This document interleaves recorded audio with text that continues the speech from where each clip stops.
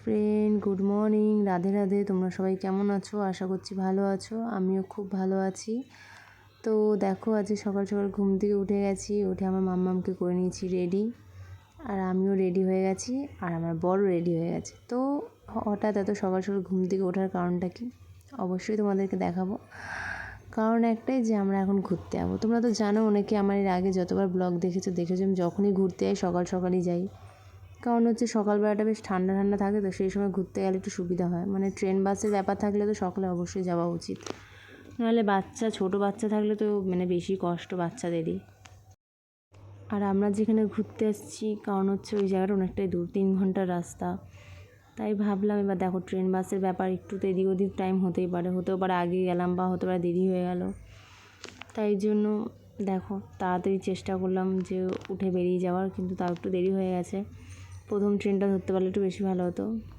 তো যাই হোক, আমরা একা যাচ্ছি না, আরও অনেকেই যাচ্ছে। দেখো, তোমাদের সঙ্গে কথা বলতে বলতে আমরা স্টেশনে পৌঁছে গেছি। তারপর টিকিট কাটলাম। টিকিট কাটতে কাটতে আমাদের সঙ্গে আরও যারা যারা যাবে, আমার বরের বন্ধুরা, তারাও সবাই চলে এসেছিলো। তারপর ট্রেনে উঠলাম। উঠে দেখো এখানে দমদম ঢুকছে।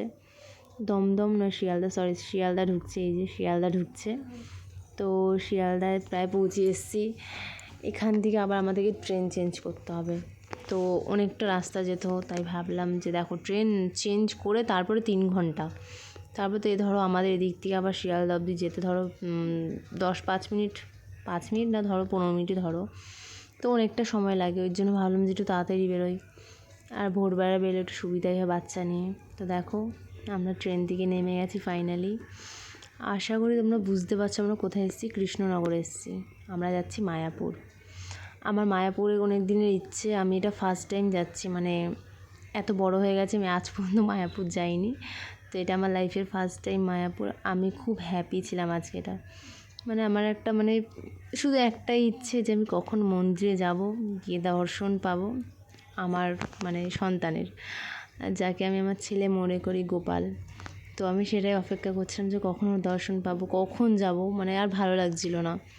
তো দেখো, তোমাদের সঙ্গে কথা বলতে বলতে আমি হোটেলে পৌঁছে গেছি। আর আমরা ট্রেন থেকে নেমেছি, ঘর থেকে বেরিয়েছিলাম 5:45 সময়, আর গিয়ে পৌঁছেছি হচ্ছে গিয়ে তোমার ধরো ওই 11টা, 11:30 পৌঁছেছি হোটেলে পৌঁছানোর পর একটু খাওয়া দাওয়া করলাম, ফ্রেশ হলাম, খাওয়া দাওয়া করলাম, করে তারপর রেস্ট নিলাম। রেস্ট না নিলে তো হয় না।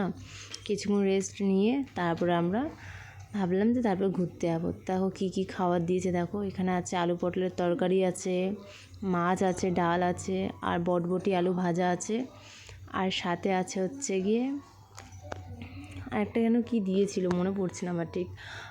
অনেক রকম আইটেম দিয়েছিল। তো খাওয়া দাওয়া করে একটু রেস্ট নিয়ে নিয়েছি সবাই মিলে। রেস্ট করার পর এই যে আমরা বেরিয়ে পড়েছি। আমাদের উদ্দেশ্য যে আমরা একটাই জায়গায় যাবো, সেটা হচ্ছে মন্দিরে ঘুরতে। তো এই দেখো, আমরা চলে এসেছি ফাইনালি সেই মুমেন্টটা, যখন আমরা সারাদিন একটাই হয় না, একটা যে কখন যাবো। দেখো, মন্দির একটা অন্যরকম ফিলিংস থাকে। আর তুমি যেই ঠাকুরকে ভালোবাসো তার কাছে যাওয়ার যে একটা আগ্রহ থাকে, সেটাও একটু অন্যরকমই হয়। তো আমরা ফাইনালি চলে এসেছি, কিন্তু একটাই কষ্ট যে আমি ভেতরে গিয়ে তোমাদেরকে দেখাতে পারলাম না। কারণ হচ্ছে এখানে তো জানোই, ফোন অ্যালাউ নেই। আচ্ছা, কে কে এর আগে এসছো মায়াপুর, আমাকে প্লিজ একটু কমেন্ট করে জানাবে।